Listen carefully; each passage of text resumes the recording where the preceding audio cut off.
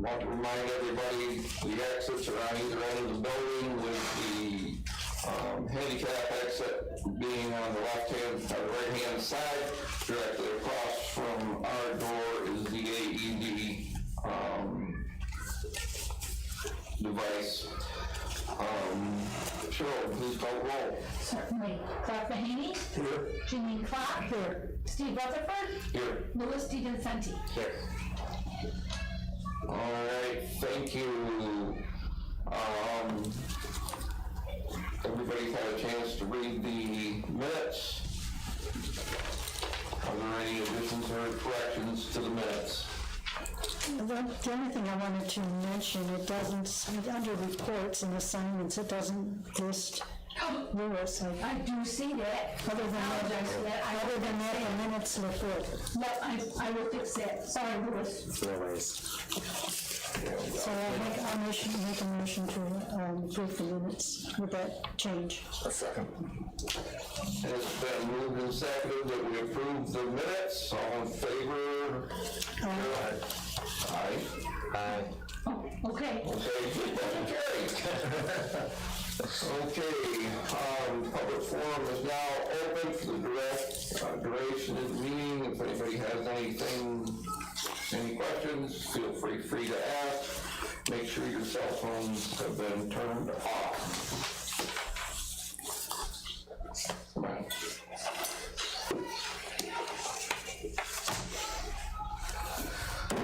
All right, Janine. Yes, Do you have a report for us? I do. The report for the planning board on Monday, October 3rd.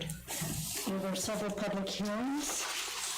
The first public hearing was for T&D Greenwell Properties at 336 Church Road. They were seeking a subdivision of land located at 123 Walker Road. This is in the RVL, Residential Very Low Zoning District. This proposal is an unlisted negative declaration seeker, and they asked if anyone wished to speak about this. And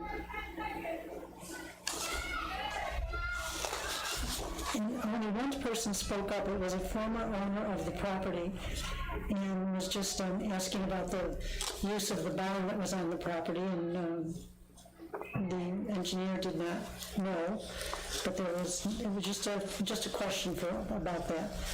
But a motion was made and seconded to approve the application for the property seeking a subdivision at 123 Walker Road. They did, with the contingency that a short EAF, environmental assessment form, needed to be submitted before the NIR is signed at the end. The second public hearing was the Burroughs Kaiser subdivision. They were seeking preliminary and final single lot subdivision for property at 1067 and 1095 Palmertown Line Road. A single family dwelling is proposed. This is in the Commercial Neighborhood Zoning District, CNB. Two boat code barns are proposed before they choose to build a house, if they want to do that, to be able to protect items of value. During the building process, there were no negative comments from the public or anybody present. It is an unlisted negative declarations under seeker. And a motion was made and seconded and approved to approve the application. Later on in the planning board agenda, there was also this same property, one is on this. They needed a conservation corridor development permit because the barn, let's see if I can find where it is. Two barns and the dwelling are within 200 feet of a federal wetland at the property, but there were no negative comments regarding that, so they also received a conservation corridor development permit. And the last public hearing was for Heberly Soames subdivision, 530 Morton Road. This is for a property split. Joseph Heberly was seeking property split to create a 3-lot subdivision to create a new little over 9 acre lot and expanding an existing lot to 2 acres from the combined 45.5 acre parcel. So this now will be a 3-lot subdivision. It's an unlisted negative declaration secret, and this was approved. On the agenda was a residential sketch plan by Thomas Mann, 179 Church Road. He's seeking a property split there, such that one lot will contain the dwelling that's already there, and the other parcel will contain a horse farm. This is in the RVO zone and the Ag District. The minimum lot size in the RVO is 2 acres, and this is only just under 1 acre proposed, so they will need a variance. Also, the required lot width in RVO is 250 feet, and this one is 130. So these variances will need to go to the zoning board. The board was concerned that currently there's a well on the property, and there are 32 horses boarded on the property, and it's recommended they have water service. Or not recommend, I think they're going to require water service as opposed to just a well. Mm-hmm. So this will be on the agenda for the zoning board, and once they receive their variances, if they receive their variances, they will come back to the planning board. And let's see, I believe that was pretty much it. All right, thank you. All right, first up for me for the Fisheries Advisory Board. We discussed next year's planning for our website, and we're actually starting to track people that have gone to the website and have actually come up to fish. So we're hoping to be able to expand that and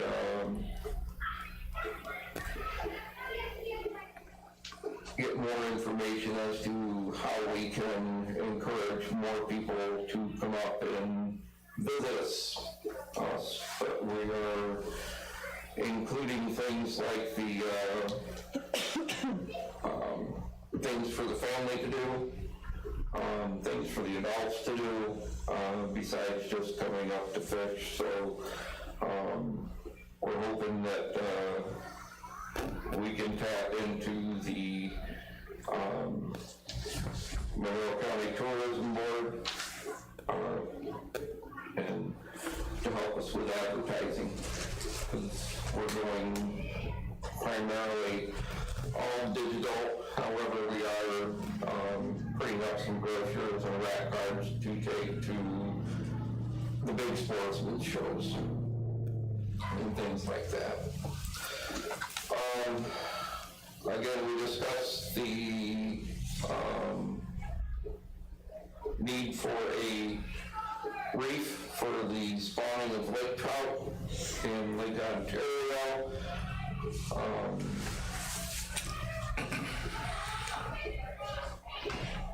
I don't know, they didn't say how they were doing on the analysis of what's going on with them. However, there's been a lot of work put on the natural reproduction of lake trout in Lake Erie, and the conservation bulletin that was just put out has this information as well, where they were able to the first time trap live embryos of the fish. Not only the eggs that were fertilized, but they actually saw and were able to identify and tag some of the babies that still had egg sacs on them. Was this on a reef? This is on a reef in Lake Erie. So that is really, really positive, because it listed exactly what was on that reef size of the cobble that the fish spawn on, the amount of siltation, predators, and a lot of other little factors that have to come into play for us to get a reef. So that was very, very encouraging, because from Lake Erie they can carry over to Lake Ontario, and it was actually the Seneca Lake strain of lake trout that were frolicking in those waters. So they actually got to see lake trout there spawning. So that was, and it's the first time that it had been found in Lake Erie. So that's really exciting news to have natural reproduction. Other than that,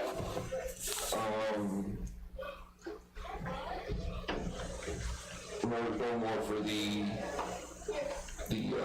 Fish Advisory Board. I apologize, I did not make the AMC meeting.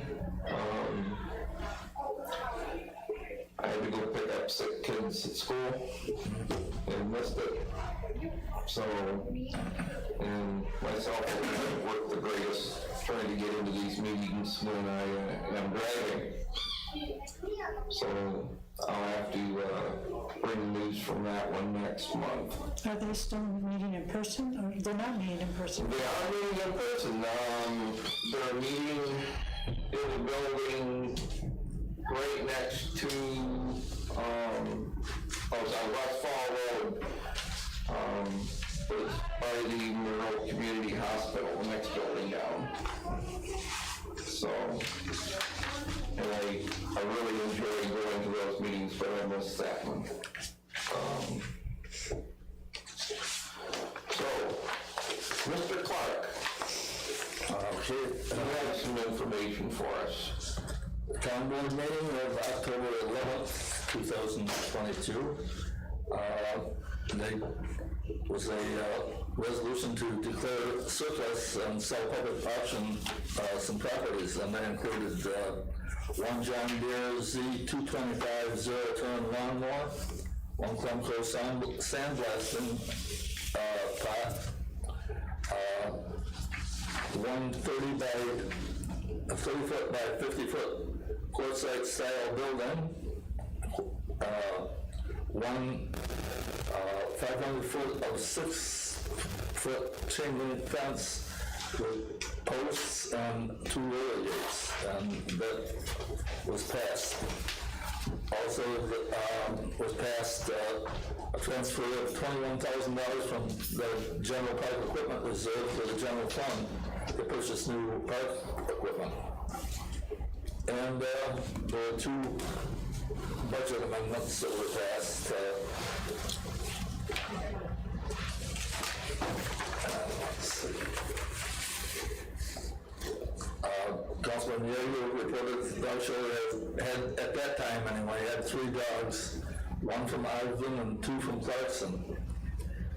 And if you ever go in there, you'll notice right now the fire alarm keeps beeping all the time. They're trying to get it fixed. And it gets the dogs kind of wound up. Chairperson Vocal reported the Chamber of Commerce had Dr. Casey Kozierak, the superintendent from Hilton School, speak at the meeting. And they're working on capital improvements, and we'll reach out to the assessors for taxes. The Apple Fest was good but the second day was windy. They raised $3,000 and plan to donate a portion to the dog shelter again. The History Committee attended the Scream Fest and was very successful in handing out handouts on history coloring books, and on history coloring books. And we're working on an open house. In fact, they did have the open house this past weekend to dedicate the Mary Smith room. Right. And Dave was working with Eagle Scouts on a future project. Hello, everybody. See, we went Friday later. The senior October dinner was catered by the farmer's table. And the ambulance is waiting for East Side service and coverages with all the problem for having the ambulances now on Hilton just voted to get rid of their ambulance, the standby ambulance they had. And they were covering the eastern portion of Hamlin, so now Hamlin's going to have to increase the coverage.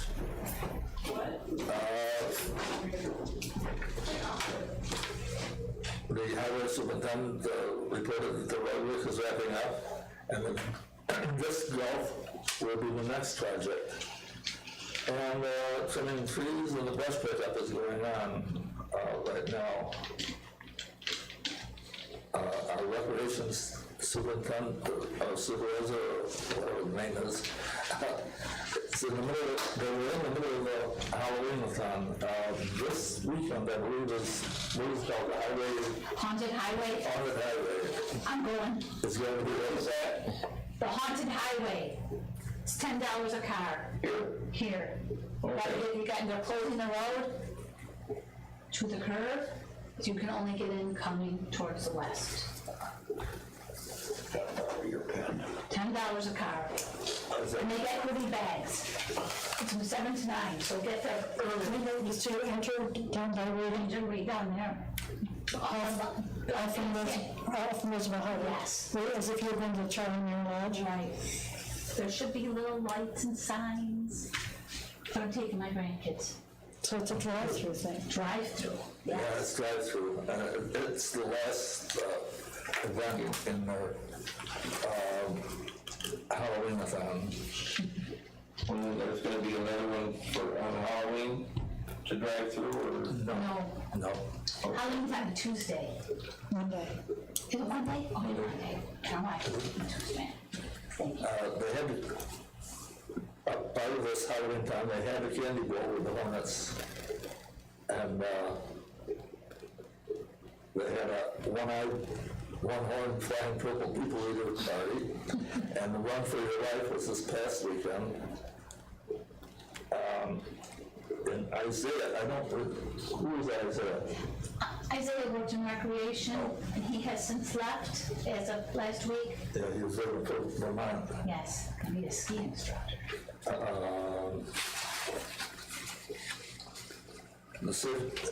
snowmobile safety course is being set up, or is set up, and the AARP in this AARP class will try again. They're not many staff with AARP. This was no taxes. That was for doing taxes.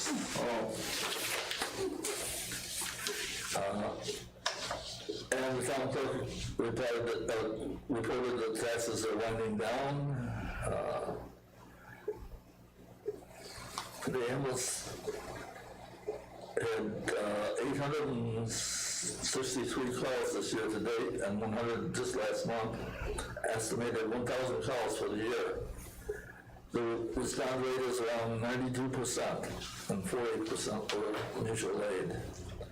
Supervisor Barnes reported that completed the budget workshops and gave numbers to Norm, and congratulated the town clerk's office and recreation department for their Scream Fest. Had great attendance. And the fire department is having their budget hearing, well, they had their budget hearing Monday night, October 17th. And they propose a 7.4 increase in taxes. Budget hearings November 14th at 6 p.m. Board of Assessment review interviews Tuesday, October 20th at 6:30. And then there was a resolution to adjourn. All right, what's the problem with the ambulances? They just can't get people to work, or? I don't think there's a problem here. Hilton has a problem. Hilton's, They don't have to store the ambulances in the fire hall.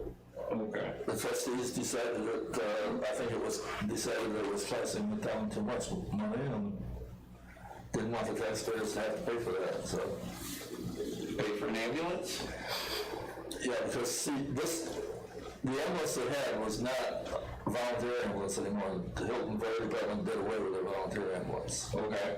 So it was a commercial ambulance that was sitting at the fire hall waiting for calls. Okay. And I guess they decided that they could do better by calling in an ambulance when they needed it, rather than having it sitting back. There was no discussion on a volunteer ambulance corps, or? There's been, according to the newspaper, there are some public meetings about it, just they're going on now. But it's kind of. It's the fire department against the town. Okay. And they're both having public hearings the same night, same date, same time. In two different places. In two different places. One's going on at the fire hall, and the other one's going on. I don't know what I think it's Quest, isn't it? Going on at Quest. it might be. I saw, there was a front page article in West Side News about it.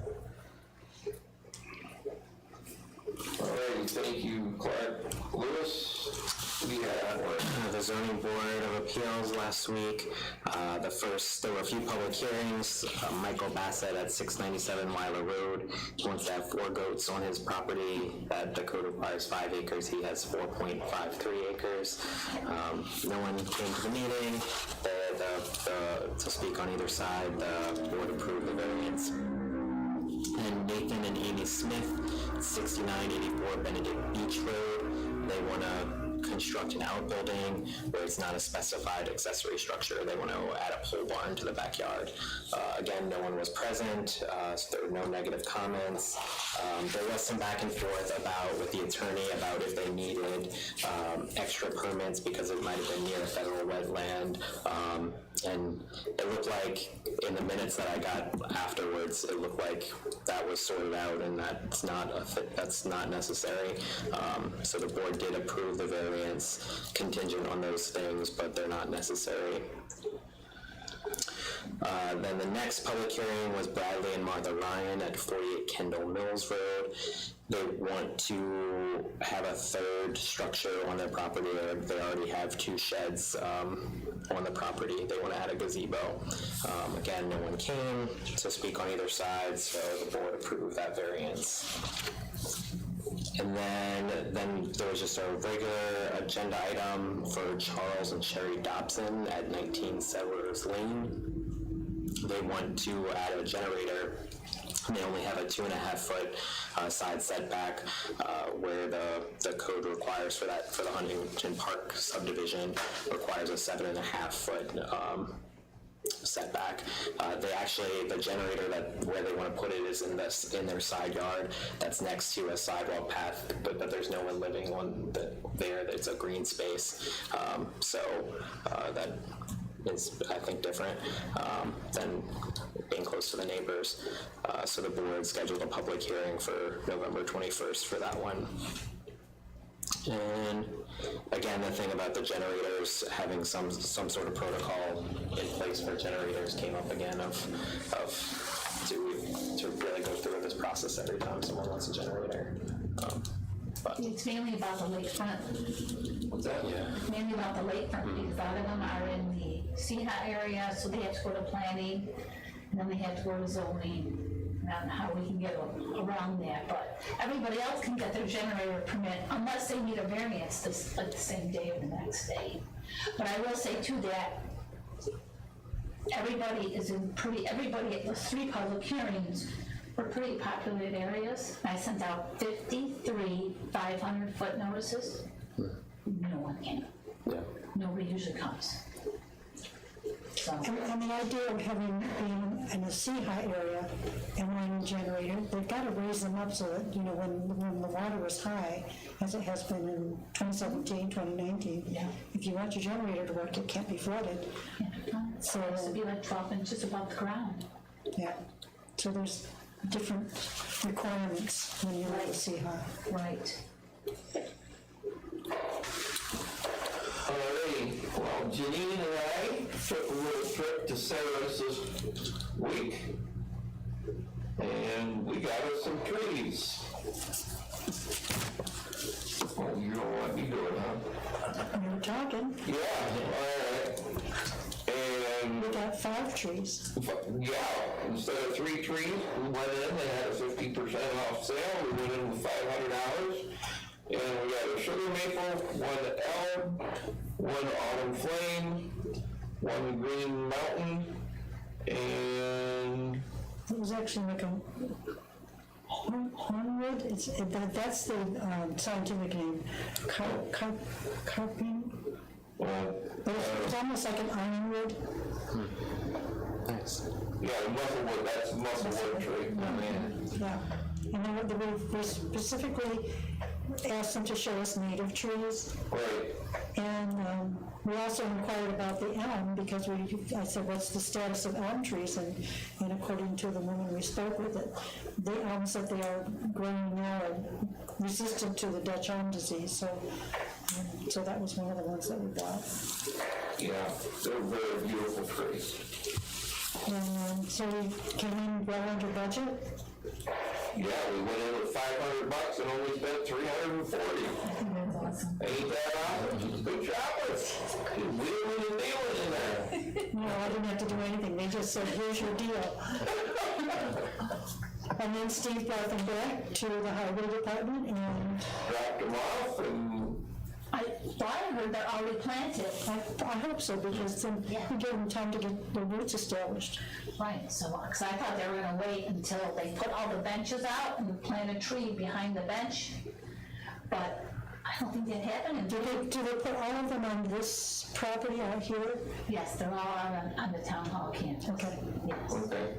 But I don't know where they are, so later on in the week I might I have some time on Wednesday, take a walk out and see where they Yeah, are. I'd like to see where they are Yeah. too. Trees that they put up for us in the past, you can tell because they've staked them and tied them against the wind, and so. How big are they? They were, well, maple tree was a good 1.5 inch, caliper size. I think it's hard to tell how tall because the pot is sitting on the ground and that's going to go in the ground. They were probably 7-foot trees, wouldn't you say? Yeah, every bit of that. The elm was a little shorter. That had probably a 3/4 inch caliper diameter. Still pretty good size. Yeah. Nice. And they all looked really healthy. And there were 3 maples, but there were 3 different varieties of maple. One was a sugar maple, the autumn flame is also a maple, and the blue mountain was a type of maple. Yeah. All native to this part of the country. Yeah. So it was a very successful visit. Yeah. Woo-hoo. All right. Can I have a motion to adjourn this before the meeting? I do my friends of Friends? Yeah. Oh, we need a friends report. Yes, I have that. Still blue hair, still on the mock. Yeah, we're going to workshop. I know everybody went to that.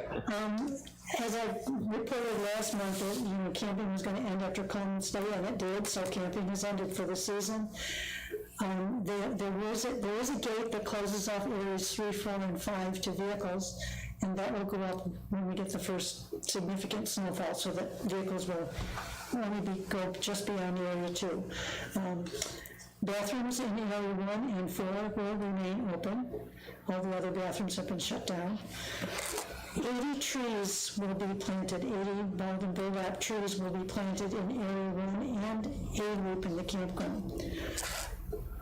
Last winter, park staff began refinishing some of the shelter tables, the picnic tables in the shelters, and people that were pleased with that, visitors were pleased with that, so more are scheduled to be refinished this winter. And that was the report. All right, thank you. Zoning workshop report. We talked about battery storage again. We're not really done reporting on that yet, but we did confirm the new law for barbed wire and the other one for other types of fences, so we did do that, and that's basically all it was. this time. We only had a few people that attended, but When are they? they are the third Thursday. If you're interested, because I only send a notice to the town board members and to the chair people, but if you would like to be notified, you can put your name on it. Yeah, Thursdays are hard with my schedule right now, but yeah. Okay, I'll put that down here for you. Thanks. Beautiful, beautiful, beautiful. Alrighty, now can we have an adjournment for this portion of the meeting? I'll make a motion to adjourn this portion of the meeting. A second. And we'll do the second, we,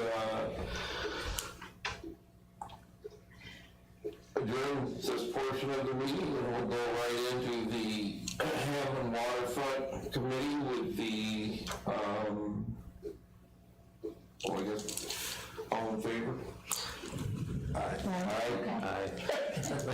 And there was, I did one We referral, only did one for she did 6984. and I think that was the one that Lewis mentioned on Benedict Beach. Right, that they wanted to put in, and I looked at the National Wetland Inventory online, and there was a wetland on the far end, on the eastern end of Benedict Beach, but it is not within 200 feet of this proposed building, and they're more than 100 feet from Lake Ontario, so I didn't see any issues, so it was consistent. Alrighty. That's the only referral we had? Correct. Okay, is there any discussion? Other than Cheryl would like us to read the top of the town, the amount of solar Yeah, to see if you guys information want that is on there. to discuss something later, next month. It looks like it's very interesting this month.